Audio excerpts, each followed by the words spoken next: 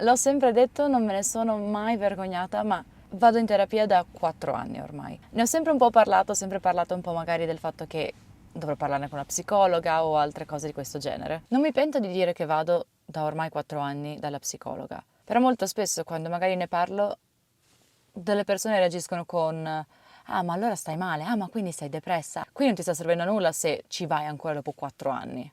È da 4 anni che vado dalla psicologa.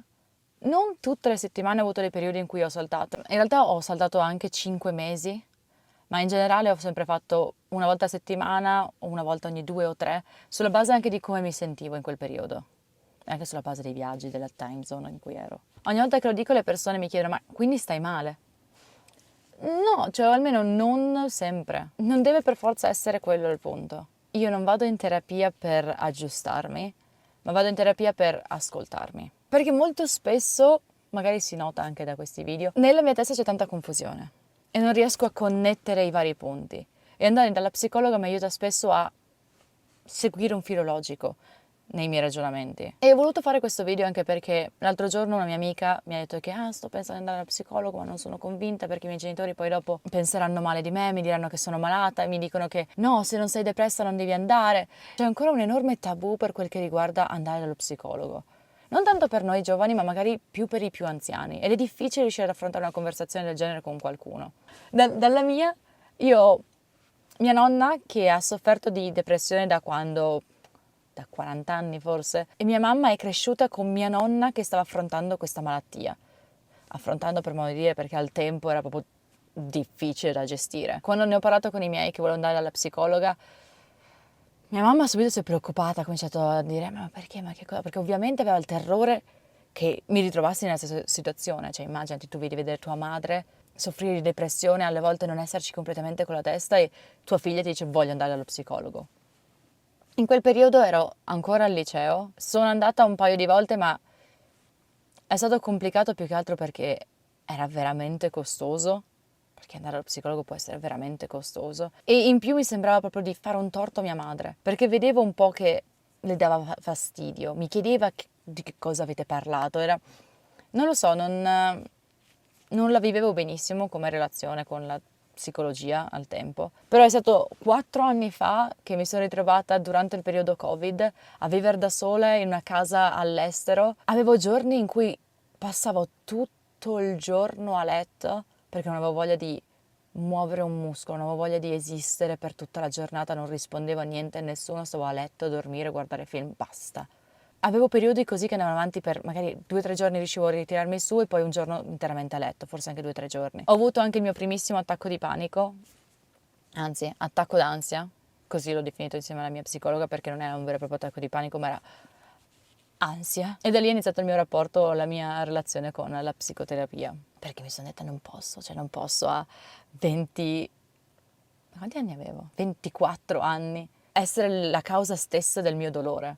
Qua dobbiamo cercare di ragionare su certe cose in me e cercare di capire come affrontarle meglio. E al tempo pensavo, devo aggiustarmi. Poi invece col tempo ho imparato ad affrontare meglio la psicologia, la psicoterapia. Se anche tu stai pensando di iniziare un percorso di psicoterapia, se posso darti un consiglio, non pensare in nessun modo che ti aggiusterai, che dopo 1 mese e mezzo sarai aggiustato, non avrai più l'ansia, non piangerai più la notte, let's go.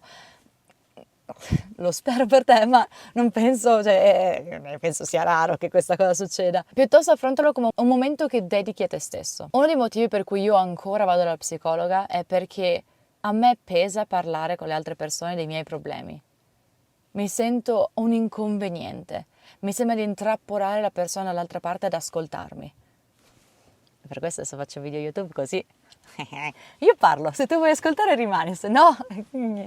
Magari a parlare con un'amica per ore della stessa cosa più e più volte, mi sento estremamente in colpa. Mi sembra di essere pesante, di rovinare un'amicizia in un certo senso. Con la psicologa invece ho uno spazio in cui posso parlare senza sentirmi in colpa di qualsiasi pensiero io abbia, perché è così che deve essere con la psicologa, non ti devi sentire in colpa di qualsiasi pensiero tu abbia. È come andare dal dottore e dire mi scaccolo tutti i giorni e adesso ho la tosse. Devi dirglielo che ti scaccoli, perché magari potrebbe essere il motivo per cui stai male, che E soprattutto c'è il patto di riservatezza che mi aiuta a pensare, ok, queste cose non andranno mai in giro, posso dire le peggio cose che ho pensato in vita mia. Ed è una conversazione con qualcuno che sa cosa risponderti, che ha studiato per aiutarti a guidare questo tuo pensiero, questo tuo filone di idee che hai nel cervello. E mi fa impazzire quando sento le persone dire sì, ma tu stai pagando una persona per ascoltarti e perché gli importi di te. Ma pensi che al dottore gli importi veramente di te? Magari sì, ma gli importa che tu, cioè anche per soddisfazione personale, che tu guarisca. La stessa cosa dello psicologo.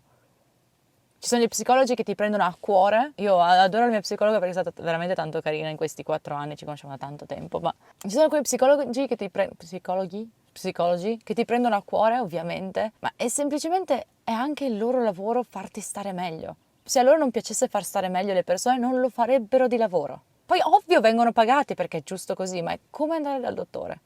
Ho ricominciato 4 anni fa anche perché finalmente ero economicamente indipendente, potevo pagarmelo con i soldi che stavo guadagnando, avevo il mio spazio nella mia camera dove sapevo di non essere ascoltato dai genitori, quindi se tu ti trovi in questa situazione in cui è economicamente difficile mantenere un ciclo di terapia o non hai uno spazio in cui andare, mi ricordo che c'erano varie opportunità non mi ricordo come si chiamavano. Magari te lo cerco e te lo metto in descrizione. C'erano comunque delle cose gratuite, non so quanto siano di valore, alcune cose gratuite. Io attualmente lo sto facendo online, non sponsor, no ad, no nulla, lo sto facendo online. Probabilmente già conoscete anche il sito perché penso sia uno dei...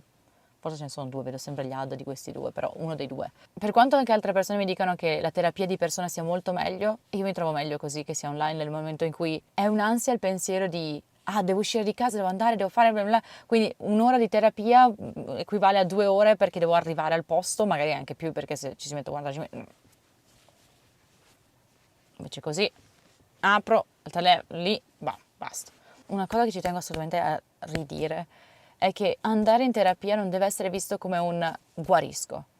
Vado in terapia per 2 mesi e guarisco. Sto male, prendo la cura, guarisco, stop.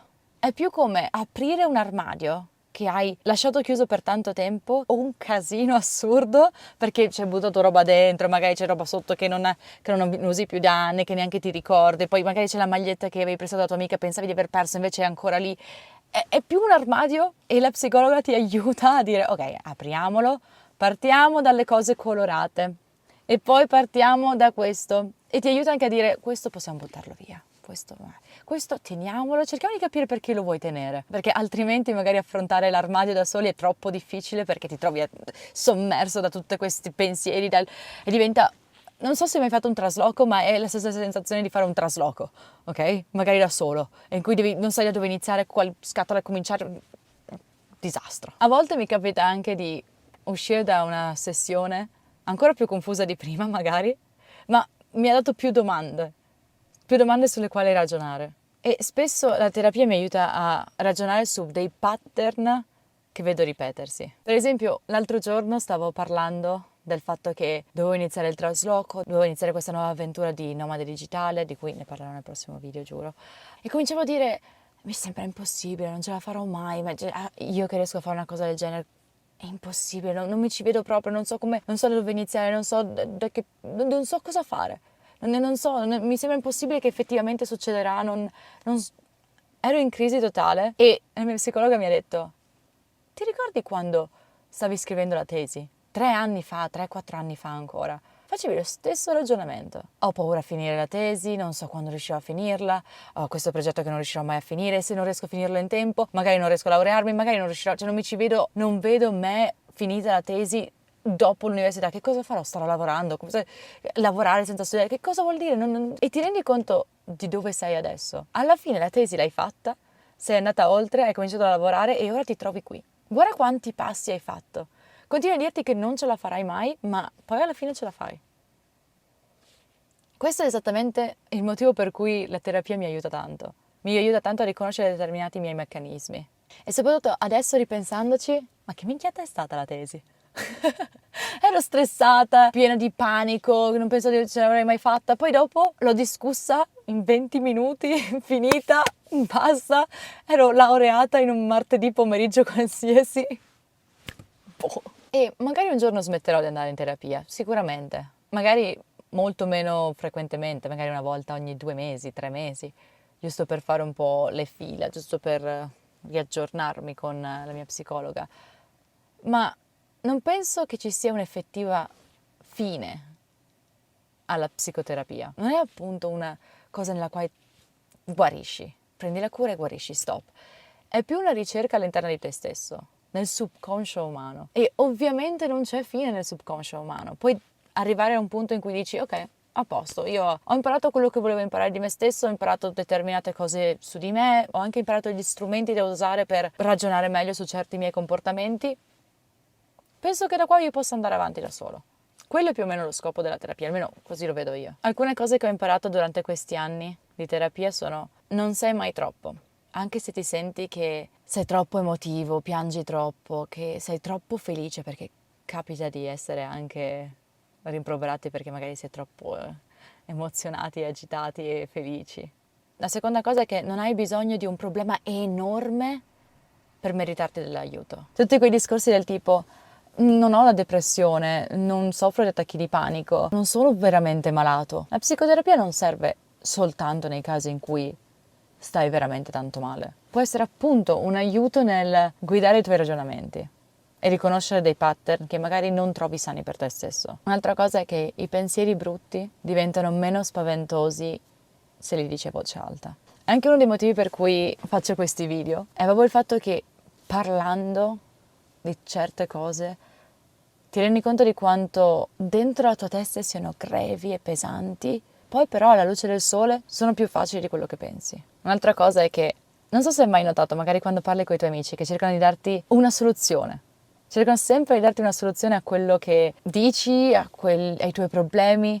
Attraverso la terapia spesso ho capito che non sempre c'è bisogno di una soluzione, spesso c'è soltanto bisogno di sentirsi dire: è normale sentirsi così. Un'altra cosa che mi ha fatto notare la mia psicologa è che il tempo che dedichi a te stesso è un atto d'amore. C'erano le volte in cui magari chiedevo di saltare delle sessioni di terapia, anche se ero molto nervosa, ero all'interno del nocciolo del problema, e dicevo: possiamo saltare la settimana prossima, non ce la faccio con i tempi, non riesco a starci dietro. E mi fa: ok. E io dicevo: come mai non te la prendi mai, non mi dici mai nulla? Dice: perché nel momento in cui tu mi chiedi dello spazio, dice più di quanto tu voglia effettivamente dire, perché non stavo dedicando del tempo a me stessa, stavo dando priorità al lavoro in quel tempo, in quel periodo. Poi magari anche una tecnica di marketing per farmi rimanere, perché così continuo a andare al psicologo e darle soldi, però sta funzionando. Se stai pensando di iniziare un percorso col psicologo e ti senti incerto, dubbioso, ti capisco, anch'io all'inizio ero completamente così, ed è soltanto quando lo provi per la prima volta, o forse per la 10ª volta, che effettivamente ti rendi conto che può avere valore per te.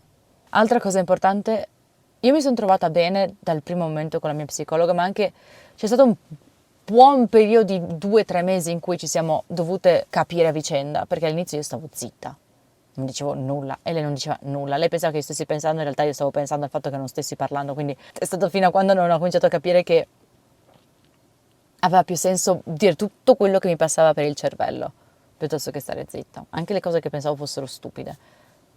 Però ci vuole un po' di tempo per trovare la persona giusta come terapista, ma ci vuole anche un po' di lavoro dall'altra parte per riuscire a matchare con l'altra persona.